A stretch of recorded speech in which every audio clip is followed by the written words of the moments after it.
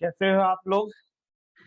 मैंने एक बार अनाउंस किया था कि मैं 101 एमसीक्यूज आपके लिए करवाऊंगा और उसमें 61 एमसीक्यू मैंने आपके लिए करवा दिए थे।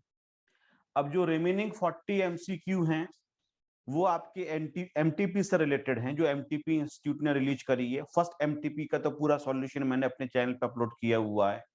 जो सेकंड एमटीपी है, जो इसको मॉक टेस्ट पेपर भी कहते हैं, उसके जो पहले दो क्वेश्चंस होते हैं उसके अंदर 20 क्वेश्चंस होते हैं और पहले क्वेश्चन के अंदर उसमें 20 एमसीक्यू दे रखे हैं, 1 मार्क ईच, 20 नंबर का आपका ये पार्ट होगा।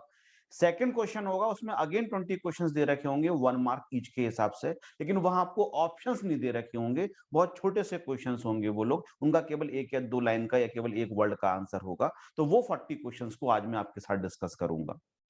ये पीडीएफ आपको कहां से मिल सकती है? मैंने अपनी लास्ट वीडियोस में भी बताया था। मेरी वेबसाइट का एड्रेस है www.directtextlectures.com। वहां पे एक पीडीएफ का सेक्शन है, वहां से आपके लिए ये पीडीएफ मिल सकती है। तो जितने भी क्वेश्चंस यहाँ पे हैं उनको मैंने ऑलरेडी सही आंसर को हाईलाइट कर दिया है। पहले वाली वीडियो में नहीं किया था, मैंने जो 61 क्वेश्चंस करवाए थे इसमें ऑलरेडी हाईलाइट कर दिया है। Reason is very clear. मैं बच्चों की हेल्प मैक्सिमम लेवल पे करना चाहता हूँ कि कोई बच्चा केवल वीडियो को डाउनलोड कर ले और केवल पीडीएफ देखने का टाइम हो उसके पास, तो उसको भी सही आंसर पता चल जाए सही आंसर क्या है। लेकिन मैं यहाँ देखूंगा तो एक फायदा आपको ये होगा, मेरे साथ देखने से आपको थोड़ा सा कुछ और एक्स्ट्रा नॉलेज भी मिलेगी, क्योंकि मैं सही आंसर आपके साथ डिस्कस भी करूंगा। पहला क्वेश्चन करते हैं। एवरी एसएससी और e commerce operator who fails to credit educate equalisation levy to the account of the central government within specified period shall pay simple interest. और कितना रेट होगा स्पेस दे रखा है, of such levy for every month or part of the month. तो इसका सही answer होता है 1%। आपको पता है कुछ स्पेसिफाइड सर्विसेज होती हैं, जैसे कि आप अगर डिजिटल प्लेटफॉर्म प्रोवाइड कर रहे हो, एडवर्टाइजिंग वगैरह के लिए स्पेस प्रोवाइड कर रहे हो, तो जो गूगल है या याहू है या फिर फेसबुक है, अगर ये हम लोगों को स्पेस प्रोवाइड करते हैं तो इनको जब भी पेमेंट दिया जाता है तो उस पेमेंट पे एक टैक्स माइनस किया जाता है, that is called the equalisation levy. तो अगर उसको आप पे नहीं करते हो विद इन टाइम लिमिट तो इंटरेस्ट पे करना पड़ता है 1% के रेट से, इसलिए D is the right answer. Every person who has entered into the international transaction or specified domestic transaction during a previous year shall obtain a report from an accountant and furnish such report on or before the specified date in the prescribed form. The form number is। आपको पता होगा international transactions आपके syllabus में है और अच्छा खासा आपके सिलेबस में आएगा भी। तो 92 ई में लिखा हुआ है कि एक रिपोर्ट फाइल करनी पड़ेगी और वो रिपोर्ट फाइल करने की लास्ट डेट होती है 30 नवंबर। तो ये पूछा गया है कि वो फॉर्म नंबर कौन सा है जिसमें ये रिपोर्ट फाइल होती है, और सी सही आंसर है 3CEB। ये तो आपको याद करना ही पड़ेगा। If any person in respect of an international transactions or specified domestic transaction fails to report such a transaction which he is required to do so, the assessing officer may direct that such person shall pay by way of penalty a sum equal to of the value of each transaction, international transaction or specified domestic transaction entered into by such person, fill in the blanks। तो अगर कोई जो international transactions को report नहीं करता है तो उसके लिए पेनल्टी पे करनी पड़ती है, और पेनल्टी का सेक्शन होता है 271AA। ये सेक्शन ऑलरेडी आपको क्वेश्चन के अंदर ही गिवन है हिंट के तौर पे। तो पेनल्टी होती है वो होती है 2% of the value of the international transaction. तो इंटरनेशनल ट्रांजेक्शन जिस रेस्पेक्ट में आपको रिपोर्ट फर्निश करनी है उसकी जो वैल्यू होती है उसके 2% के इक्वल आपके लिए पेनल्टी पे करनी पड़ती है, इसलिए सही आंसर हो गया ए। नेक्स्ट दे रखा है, if a person fails to pay an any amount as per the notice of demand under section 156 he needs to pay. तो 156 में आपके पास आता है notice of demand. Notice of demand आपको पता होता है जब भी असेसमेंट कंप्लीट हो जाता है तो फिर उस असेसमेंट में अगर सम पेबल बाय असेसी निकलता है कि असेसी को सम पे करना है, तो एक नोटिस ऑफ डिमांड आता है जिसको कहा जाता है नोटिस अंडर सेक्शन 156। उसमें लिखा होता है कि जिस डेट पे नोटिस मिला उसके एक स्पेसिफाइड टाइम 30 डेज के अंदर आपको पेमेंट करना होगा। जनरली 30 डेज होता है, और उस टाइम में अगर आप पेमेंट नहीं करते हो तो असेसी को इंटरेस्ट पे करना पड़ता है। तो जो इंटरेस्ट यहाँ दे रखा है वो दे रखा है, एक तो 0.5% for every month or part of the month. फिर दे रखा है simple interest 1.5% for every month or part ऑफ देयर ऑफ। फिर लिखा है fees of ₹1000 for every financial year of part thereof. ये तीनों ही आंसर गलत हैं। None of the above, D सही होगा। मैंने नीचे हिंट में दे रखा है, सही आंसर होगा simple interest eight 1% for every month or part of a month. अगर आप 156 में जो नोटिस ऑफ डिमांड था उस अमाउंट को पे नहीं करते हो तो फिर आपके लिए इंटरेस्ट पे करना पड़ता है। सिंपल इंटरेस्ट होता है 1% के रेट से, इसलिए कोई भी आंसर सही नहीं था, तो डी ऑप्शन सही हो गया, none of the above. Next दे रखा है the time limit for sending intimation under section 143(1) is. आपको पता होगा जब भी आईटीआर को फाइल किया जाता है तो उसका एक तरीके से प्रोसेसिंग होती है। जब प्रोसेसिंग कंप्लीट हो जाती है तो इंटीमेशन असेसी के लिए सेंड किया जाता है, और वो इंटीमेशन सेंड करने की लास्ट डेट होती है 1 year from the end of the year in which ITR was filed. जिस ईयर में आईटीआर को फाइल किया गया था उसके एंड से 1 ईयर के अंदर इंटीमेशन असेसी को भेजना जरूरी होता है। तो यहाँ जो लिखा हुआ, जितने भी आंसर्स लिखे हुए हैं, ए में लिखा है 1 year from the end of the relevant assessment year, ये भी गलत है। 1 year from the end of the relevant previous year तो बिल्कुल ही गलत होगा, क्योंकि असेसमेंट ईयर में तो आप आईटीआर को ही फाइल करोगे। सी बिल्कुल सही आंसर है, 1 year from the end of the financial year in which the return is filed. फिर लिखा हुआ है an individual having income from A proprietary business और प्रोफेशन नीड्स टू फाइल। जो बिजनेस के अंदर होते हैं इंडिविजुअल्स, और अगर वो आईटीआर फाइल करते हैं उनके लिए फॉर्म नंबर होता है ITR3, ये तो आपको याद करना ही पड़ेगा। Who cannot issue a search warrant under section 132 of the act? Principal Director General, Principal Commissioner, Commissioner, none of the above। ये तीनों फाइल कर सकते हैं, तो इश्यू कर सकते हैं वारंट के लिए। प्रिंसिपल डायरेक्टर जनरल भी इश्यू कर सकता है, प्रिंसिपल कमिश्नर भी इश्यू कर सकता है, और सर्च वारंट कमिश्नर भी इश्यू कर सकता है। क्योंकि ये तीनों सर्च वारंट को इश्यू कर सकते हैं, और ये पूछा है हु कैन नॉट इश्यू, कौन इश्यू नहीं कर सकता है, और ये तीनों इश्यू कर सकते हैं, इसलिए डी सही आंसर हो जाएगा, नन ऑफ द एबव।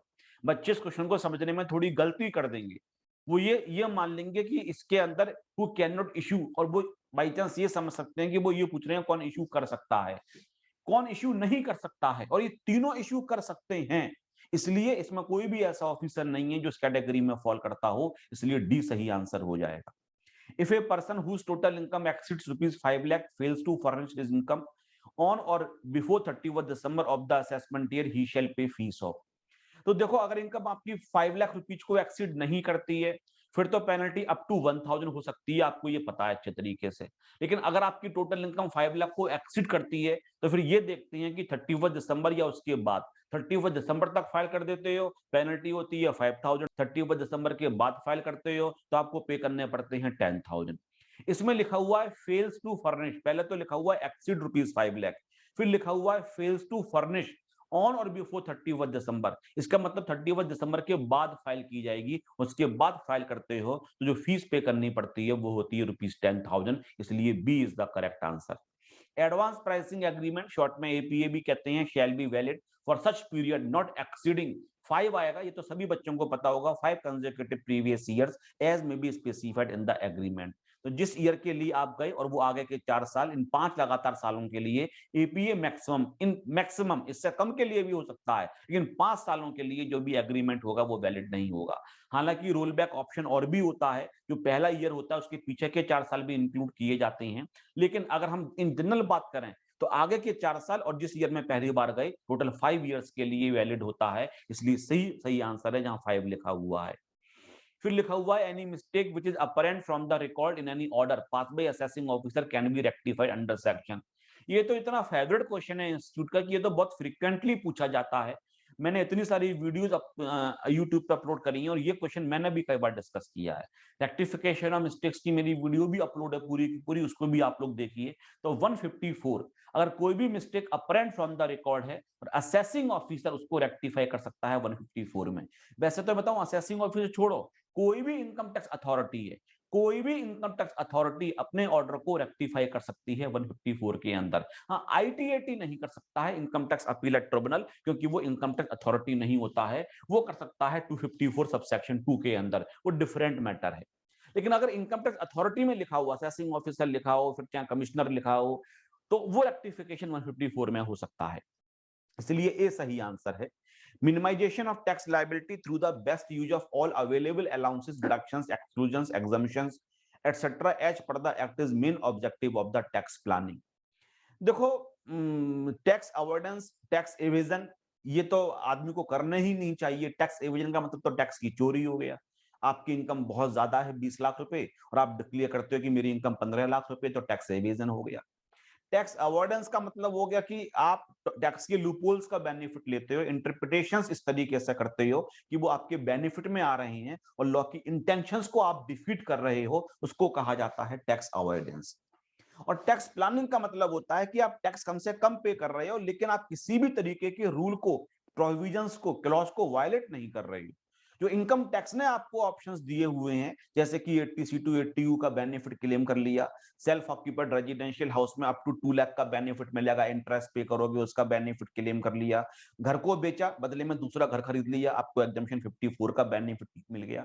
तो इनकम टैक्स खुद अपनी तरफ से आपको बहुत सारे बेनिफिट, जिनको हम एग्जम्पशंस भी कह सकते हैं, डिडक्शंस भी कह सकते हैं, एक्सक्लूजन एग्जम्पशंस भी कह सकते हैं, इनका बेनिफिट देती है। तो इनको अवेल करते हुए अगर आप अपनी टैक्स लायबिलिटी को मिनिमाइज करते हो, जिसको टैक्स प्लानिंग कहा जाता है, इसलिए B is the correct answer. Which of the following sections deal with the tax clearing certificate? Tax clearing certificate का सेक्शन होता है 230। यहाँ पे 230 दे ही नहीं रखा है, सेक्शन 220 भी नहीं होता है, 225 भी नहीं होता है, 231 भी नहीं होता है। हिंट में मैंने देखो नीचे लिखा हुआ है सेक्शन 230, आप रीड कर सकते हो, इसलिए डी सही आंसर होगा, नन ऑफ द एबव। मैं तो हमेशा मानता हूं नन ऑफ द एबव को तो बहुत रेयरली चांस में आंसर बनाना चाहिए। सेक्शन ऐसा, क्वेश्चन ऐसा बनाना चाहिए कि आंसर स्पेसिफाइड हो। The rate of surcharge in case of foreign company if its total income exceed rupees 10 crore in the previous year is 5%। सबको पता है वो 1 करोड़ को एक्सीड करती है लेकिन 10 करोड़ को एक्सीड नहीं करेगी, उस केस में आपका सरचार्ज का रेट हो जाएगा 2%, लेकिन अगर 10 करोड़ को एक्सीड करेगी तो रेट हो जाएगा आपके लिए 5%। फिर इसके बाद 75 है, the rate of equalization levy on the consideration for any specified service such as online advertisement. जो पहला क्वेश्चन था मैंने बताया था कि अगर इक्वलाइजेशन लेवी पे नहीं करते तो 1% से इंटरेस्ट पे करना पड़ेगा। अब ये पूछ रहे हैं जो इक्वलाइजेशन लेवी होती है उसका क्या रेट होता है, उसका रेट होता है 6%। तो अगर मैं यूट्यूब से या फिर मैं फेसबुक से, इंस्टाग्राम से ऑनलाइन एडवर्टाइजमेंट स्पेस लेता हूं, उसका पेमेंट कर रहा हूं, तो मुझे जो भी पेमेंट करूंगा 6% के रेट से टैक्स माइनस करना पड़ेगा, and that is called the equalisation levy. अगर मैं इसको डिडक्ट नहीं करता हूं, डिडक्ट करने के बाद 131 की डेट तक सरकार को पे नहीं करता हूं, तो पीजीबीपी की इनकम निकालते समय मुझे इस जो भी मैंने पे किया होगा टैक्स लेवी, उसका बेनिफिट नहीं दिया जाएगा। लेकिन जहां तक रेट ऑफ इक्वलाइजेशन लेवी की बात है, वो होता है 6%। अच्छे तरीके से कर लेना, ई कॉमर्स का पार्ट है और पेपर में आने के चांसेस जबरदस्त, बहुत अच्छे तरीके से कर लेना। According to Black Money Undisclosed Foreign Income and Assets and Imposition of Tax 2015, the rate of tax on total undisclosed foreign income for every assessment year is 30%।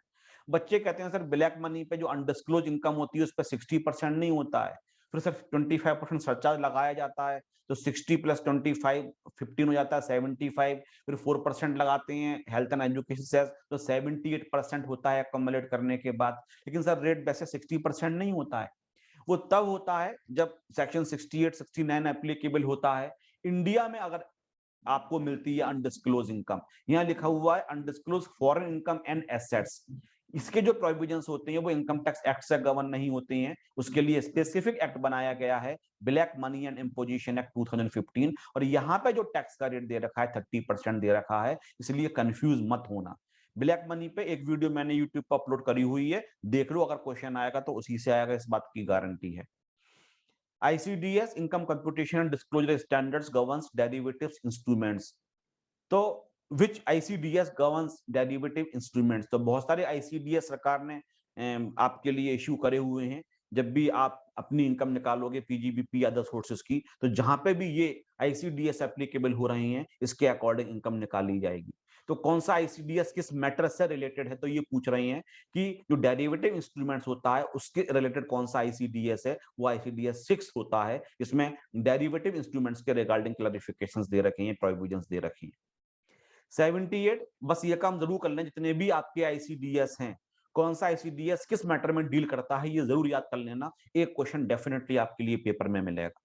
Information documents which are required to be maintain under section 92D, international transactions का section है, मैं पता चल गया, और वहां साफ साफ लिखा हुआ है इंफॉर्मेशन डॉक्यूमेंट्स को आपको मेंटेन करना पड़ेगा। Shall be kept and maintain for a period 8 साल, ये सबको पता है, from the end of the relevant assessment year. Famous question है, 80 सही आंसर है, 78 का B. 79, exempted a resident sold goods or services to its associated enterprises XY, a foreign company for rupees 5 lakh, whereas the arm's length price of such goods or services is rupees 9 lakh. What shall be considered as the sale value of to compute income of X limited. क्या question बनाया है, ये final level का question है।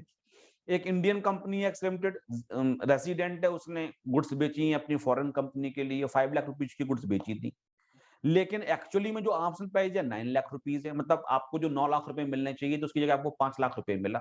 तो ALP के provisions लगा देंगे, एएलपी 9 लाख रुपीज होगी तो सेल प्राइस को 9 लाख रुपीज मान लिया जाएगा। ये क्या क्वेश्चन बनाया है इन्होंने, ये टीच करने का मन भी नहीं करता है। 79 का सी आंसर ठीक है, आपको पता है। Which loss can be carried forward even if return of loss is not submitted within the time allowed under section 139(1) of the act। हमें अच्छे तरीके से पता है, हम सेक्शन 80 को पढ़ते हैं और 139(3) को पढ़ते हैं, दो सेक्शंस को मिला के पढ़ते हैं, सेक्शन 139(3) रिटर्न ऑफ लॉस और सेक्शन 80। अगर जो जो जो आपका बिजनेस के लॉस होते हैं, फिर वो चाहे 72 वाला हो, 73 वाला हो, 73A वाला हो, या फिर आपके कैपिटल गेन के लॉसेज होते हैं, चाहे शॉर्ट टर्म चाहे लॉन्ग टर्म, 74 में दे रखे हैं कैरी करने की प्रोविजंस, या फिर loss from activities of owning and maintaining resources जो 74A में दे रखा है। तो 72, 73, 73A, 74, 74A, इन लॉसेस को अगर कैरी करना है तो ITR must be file with in time specified under section 139 sub section 1, तभी आप कैरी कर सकते हो। लेकिन क्योंकि इसके अंदर loss under the head house property नहीं लिखा हुआ है, जो 71B से गवर्न होता है, इसलिए उसको हम एक्सेप्शन मानते हैं और हम हमेशा ये कहते हैं कि अगर ITR with in time limit file नहीं भी की गई थी, रिटर्न ऑफ लॉस जो 139(3) में फाइल होती है वो with in time limit file नहीं भी की गई थी, तो जो हाउस प्रॉपर्टी का लॉस होगा उसको हम कैरी करके सेट ऑफ कर सकते हैं, इसलिए C is the correct answer. फिर दे रखा है wilful failure to produce books of account and documents as required under section 142(1) may attract imposition imprisonment of any period up to।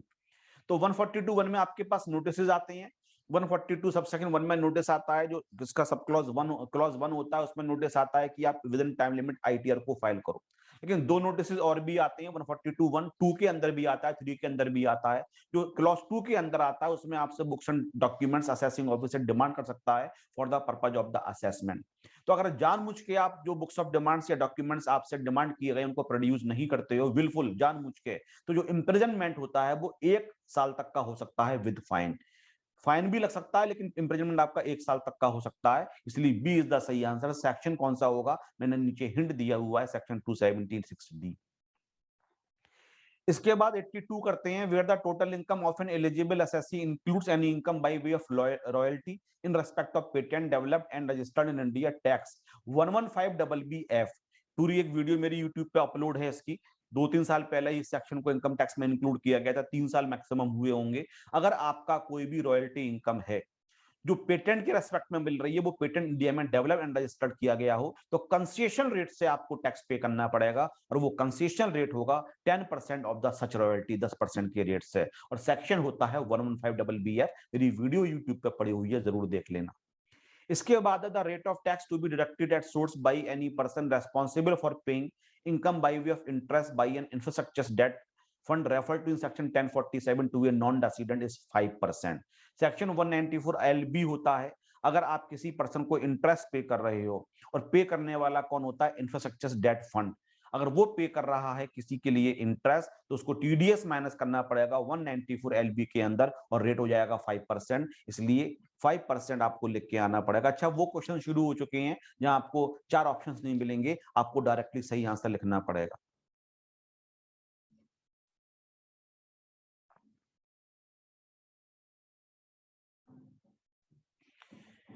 इसके बाद लिखा हुआ है belated return cannot be filed after the end of. अभी आपको याद है section 139 subsection 4 belated return का सेक्शन होता है, उसमें साफ साफ लिखा हुआ है it can be filed till the end of relevant assessment year और before the completion of assessment whichever earlier. तो अगर असेसमेंट कंप्लीट नहीं भी हुआ है तब भी जो लास्ट डेट आपके लिए हो जाएगी वो हो जाएगी असेसमेंट ईयर की लास्ट डेट। तो इसलिए मैंने यहाँ पे लिख दिया till the end of relevant assessment year, and this is the correct answer. ये तो ऐसा क्वेश्चन है हर बच्चे को डेफिनेटली आता होगा। Notice for scrutiny under section 143(2) बिल्कुल ठीक, 143(1) जो होता है वो प्रोसेसिंग का होता है, 143 सबसेक्शन 2 स्क्रूटनी असेसमेंट के नोटिस का होता है, 143 सबसेक्शन 3 स्क्रूटनी असेसमेंट के ऑर्डर का होता है, और 144 बाय जजमेंट असेसमेंट का होता है। तो 143(2) में जो नोटिस आता है can not be served on assessee after the expiry of 6 months from the end of the year in which ITR was filed. जिस ईयर में आईटीआर को फाइल किया गया था उसके 6 महीने के अंदर भेजना जरूरी होता है, उसके बाद आप नहीं भेज सकते हो। तो can not be served on the assessee after the expiry of 6 months from the end of the financial year in which the return is furnished. तो ये 143(2) में लिखा हुआ है 6 महीने के बाद नहीं भेज सकते हो। This is the correct answer. 86 rate of interest for default in paying advance tax is simple interest. आपको पता होता है एडवांस टैक्स से रिलेटेड दो सेक्शंस होते हैं 234B एंड 234C। अगर एडवांस टैक्स आप नहीं पे करते हो या कम पे करते हो तो इंटरेस्ट 234B में जाता है, और जो एडवांस टैक्स की इंस्टॉलमेंट्स होती हैं अगर उसमें आप किसी भी तरीके से कम पे करते हो 234C में जाता है। यहाँ पूछ रहे हैं कि जो आपने एडवांस टैक्स था अगर वो पे नहीं किया था जो आपको पे करना चाहिए था, तो रेट ऑफ इंटरेस्ट क्या होगा। 234B के और 234C और 234A, ए होता है लेट फाइलिंग ऑफ रिटर्न। तीनों केस में इंटरेस्ट का रेट सेम दे रखा है 1% per month or part of the month, और ये सिंपल इंटरेस्ट होता है। पीरियड डिफरेंट हो सकता है, लेकिन जहां तक रेट की बात है इन तीनों सेक्शंस के अंदर 234A, 234B, 234C rate of interest 1% per month or part of the month होता है। इसके बाद 87 में लिखा हुआ है if an assessee fails to comply with section 44AA।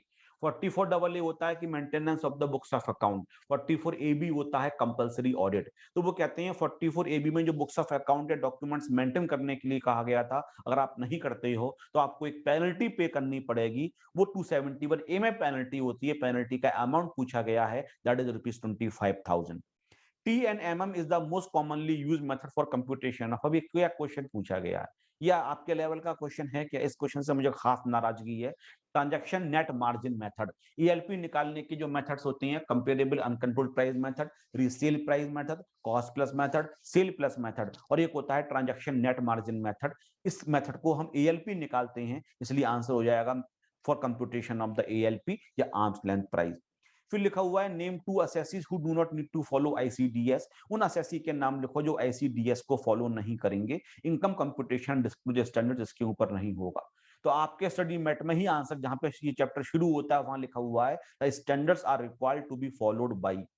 अब कौन कौन फॉलो करेगा, बाई ऑल असेसी, और ब्रैकेट में लिखा हुआ है अदर देन इंडिविजुअल और HUF who is not required to get his account audited under section 44AA। तो हमें दो असेसी मिल गए, इंडिविजुअल के लिए जरूरी नहीं होगा और HUF के लिए जरूरी नहीं होगा। और कब जरूरी नहीं होगा, जब उनके बुक्स ऑफ अकाउंट 44AB के हिसाब से ऑडिट होना जरूरी नहीं होगा। फिर लिखा हुआ है who follows the mercantile system of accounting. यहां से हमें पता चल गया कि जो भी कैश बेसिस पे अकाउंट बनाएगा उसके लिए भी जरूरी नहीं होगा, लेकिन यहाँ पे सारे असेसी के लिए हो गया। पहले वाले में केवल दो असेसी को बाहर निकाला गया है, इंडिविजुअल HUF अगर उनके अकाउंट 44AB के अकॉर्डिंग ऑडिट होना जरूरी नहीं है तो वो इनकम कंप्यूटेशन डिस्क्लोजर स्टैंडर्ड्स को फॉलो नहीं करेंगे। For who follows the mercantile system of accounting, इनको फॉलो करना पड़ेगा। इसका मतलब हो गया कोई भी असेसी हो अगर वो कैश बेसिस पे अकाउंट्स को बना रहा है तो उसके लिए फिर ICDS को फॉलो करना जरूरी नहीं होगा। और एक बात और भी लिखी हुई है, ये तभी फॉलो किए जाएंगे ICDS जब आपकी इनकम PGBP के अंदर होगी या अदर सोर्सेस के अंदर होगी। तो यहाँ पूछा हुआ 2 असेसीज कौन कौन है, तो पहला आंसर ठीक होगा, वो इंडिविजुअल HUF जिनके बुक्स ऑफ अकाउंट ऑडिट होना जरूरी नहीं है, उनके लिए ICDS को फॉलो करना जरूरी नहीं है। आपके स्टडी मेट में चैप्टर जहां शुरू होता है वहीं ये पैराग्राफ दे रखा है, वहीं से मैंने आपको हिंट दिया हुआ है। On completion of assessment demand notice under section 156 is serve. मैंने बताया था 156 का नोटिस आता है जब आप असेसमेंट कंप्लीट हो जाता है, उसके बाद आपसे वो पैसा डिमांड किया जाता है। इससे रिलेटेड क्वेश्चन हमने भी पहले किया था। तो वो जो नोटिस आता है वो किस फॉर्म में आता है, उसको फॉर्म 7 कहा जाता है। 7 is the correct answer. If tax is settled bye commission, जो सेटलमेंट कमीशन होता है उससे रिलेटेड क्वेश्चन है। मैंने एक वीडियो सेटलमेंट कमीशन की पूरी अपलोड करी हुई है यूट्यूब पे, काफी प्यारे मिला, उस वीडियो को जरूर देखना आप लोग। If tax is settled by the commission but is not paid by assessee within the specified time period, the assessee shall be liable to pay simple interest. सही आंसर है 1.25% per month on the amount remaining unpaid from the date of expiry of the period. तो जितना payment आप नहीं पे कर पाओगे उस पर सिंपल इंटरेस्ट आपको पे करना पड़ेगा 1.25 पर मंथ के रेट से। ICDS 9th डील्स विद, मैंने कहा था ये क्वेश्चन जरूर आएगा। सारे ICDS नंबर हैं 1 2 3 4, वो किस में डील करते हैं। तो जो डेरिवेटिव्स वाला भी हमने देखा था, ये जो आपका 9th होता है ये डील करता है बोरोइंग कॉस्ट से, ये आपको याद करना पड़ेगा। 93 में लिखा हुआ है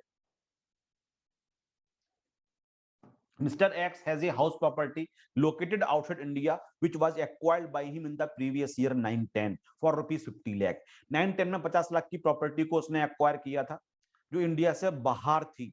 out of that investments only ₹20 lakh was assessed to tax in the total income of the previous year 9-10 और such undisclosed assets comes to the notice of the assessing officer in the year 1920।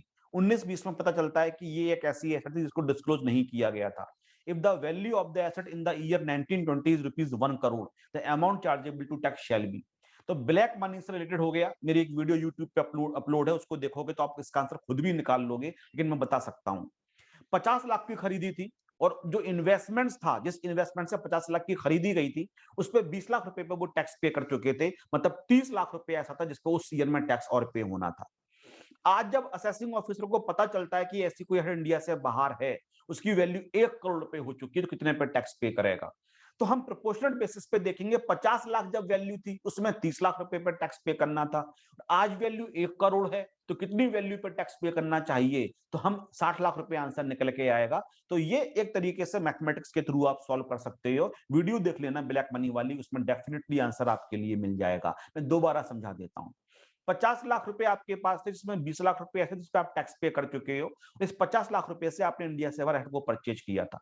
आज assessing officer को पता लगता है कि आपके पास 1 करोड़ की asset है, जिसकी आज वैल्यू 1 करोड़ है इंडिया से बाहर, और जिस पैसे से वो खरीदी गई थी उस पे आपने टैक्स, पूरे अमाउंट पर टैक्स पे नहीं किया था। तो आप कितने अमाउंट पर टैक्स पे करेंगे?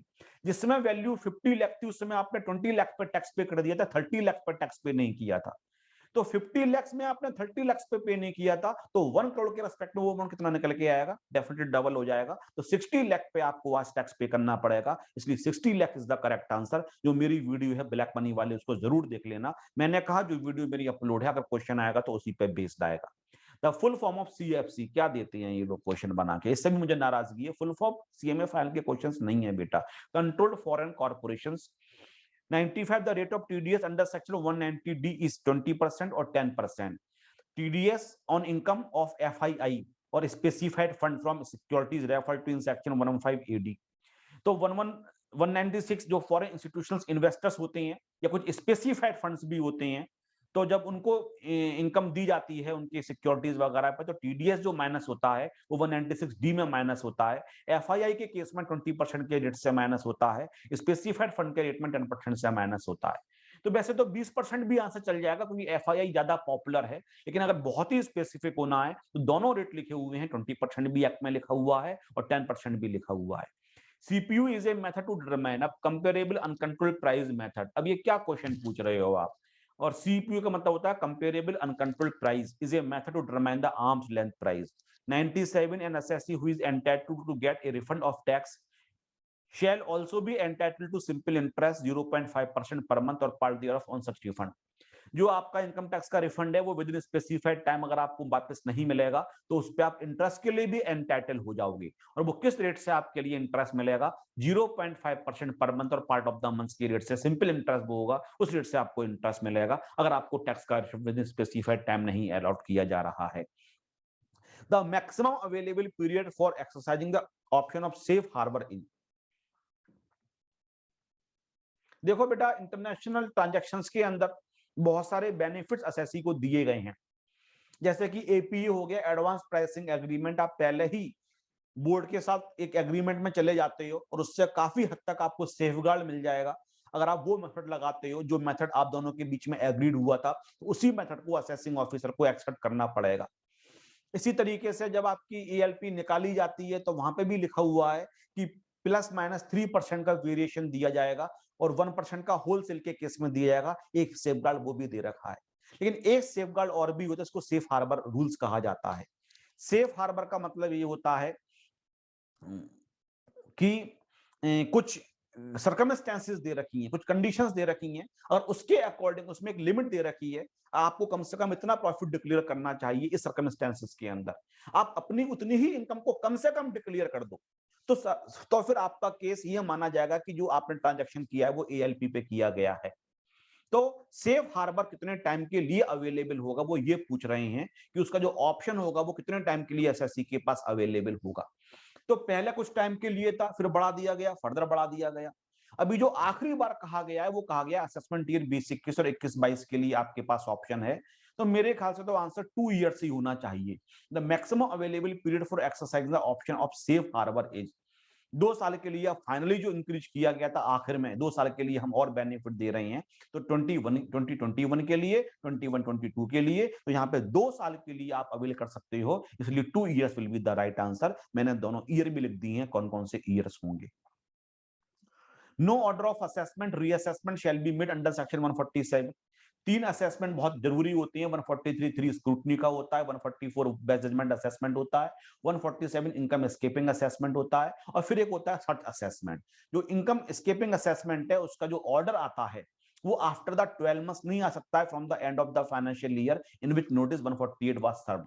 नोटिस जो सर्व होता है या तो वो 4 साल में होता है, या 6 साल में होता है, या 16 साल में होता है। जो 148 का नोटिस आता है उसकी 3 टाइम लिमिट्स होती हैं। असेसमेंट ईयर के एंड से 4 इयर्स के अंदर, 6 इयर्स के अंदर, या 16 इयर्स के अंदर, वो डिफरेंट केसेस दे रखे हैं। लेकिन जिस ईयर में भी नोटिस सर्व किया गया उस नोटिस के एंड से, उस ईयर के एंड से 12 मंथ्स के अंदर ऑर्डर पास करना जरूरी होता है। तो वो कह रहे हैं ऑर्डर कब तक पास हो जाना चाहिए, वो कह रहे हैं 12 months from the end of the year in which notice was served. अगर इसके बाद पास करोगे तो पास नहीं कर पाओगे, सर्व नहीं कर पाओगे। इसके बाद section 264A of the act deals with the faceless revisions of orders. अब फेसलेस का जमाना आ गया है। जो असेसी असेसिंग ऑफिसर आमने सामने बैठ के बात करते थे, और उसमें कई बार असेसी कुछ कंप्लेंट्स भी करता था, कुछ हैरेसमेंट्स वगैरह की बात किया, मुझे परेशान करने की कोशिश की गई है, मुझसे डिमांड्स की गई। तो ट्रांसपेरेंसी लाने के लिए कोशिश की जा रही है कि असेसमेंट भी ट्रांसपेरेंट होना चाहिए, प्लस जो रिवीजन वगैरह ऑर्डर्स का होता है वो भी ट्रांसपेरेंट होना चाहिए। तो जो आपका रिवीजन होगा ऑर्डर्स का, उसके फीसलेस जब होगा रिवीजन, तो वो किस सेक्शन में होगा, उसका सेक्शन है 264A। ये बहुत नए सेक्शंस हैं, फ्यूचर इन्हीं का आने वाला है। आखिरी में लिखा हुआ है the last question, I think yes 101, the minimum fees for application to the authority of advance ruling. अगर आप एडवांस रूलिंग ऑप्टेन करते हो तो आपको एक एप्लीकेशन फाइल करनी पड़ती है, उसके साथ फीस भी जाती है। कम से कम फीस कितनी होती है, डिफरेंट केसेस में बहुत सारी फीस दे रखी है, लेकिन मिनिमम फीस जो होती है वो 10,000 रुपए है। ये फीस तो आपको पे करनी ही पड़ेगी। तो जो MTP second MTP CMA final direct tax and international taxation के लिए अपलोड की गई है, उसके फर्स्ट 40 क्वेश्चंस मैंने यहाँ पे आपको करवा दिए हैं। जो मेरी वेबसाइट का एड्रेस है directtexlectures.com, इस पे जाके इस पीडीएफ के लिए आप डाउनलोड कर सकते हो। और यहाँ पे और भी आपको बहुत सारी मैं कौन-कौन से बैच टीच कर रहा हूँ, मेरे फेस टू फेस कौन-कौन से बैचेज हैं, मेरे जूम पे कौन-कौन से बैचेज हैं, मैं रिकॉर्डेड क्लासेस कौन-कौन सी प्रोवाइड कर रहा हूँ टैक्स की, होगा सब कुछ डायरेक्ट टैक्स का ही, इनकम टैक्स का ही, वो सारी इन्फॉर्मेशन आपके लिए मिल जाएंगी। सर अगर हमें आपसे किसी भी तरीके का डाउट है तो मैं हमेशा कहता हूं मैं व्हाट्सएप पे रिप्लाई नहीं दे पाता हूं, आप मुझे ईमेल कीजिए। मेरा ईमेल आईडी है imsb003@gmail.com। या फिर आप क्या कर सकते हो, मेरी वेबसाइट पे जाओगे, वहां पे भी एक ऑप्शन दे रखा है कॉन्टेक्ट करने का, उसके थ्रू भी आप मुझे मेल कर सकते हो। वहां से मेल करोगे तो भी मैं आपको रिप्लाई देने की पूरी कोशिश करूंगा। मैं आपके लिए गुड लक विश कर रहा हूं, आपके पेपर्स बहुत अच्छे होंगे।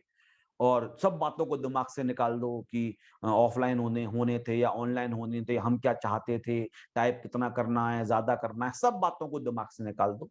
इंस्टीट्यूट जो कर रहा है वो हमारे अच्छे के लिए कर रहा है, बस उस बात को दिमाग में रखिए, क्योंकि इस मूवमेंट में हम कुछ नहीं कर सकते हैं तैयारी करने के अलावा।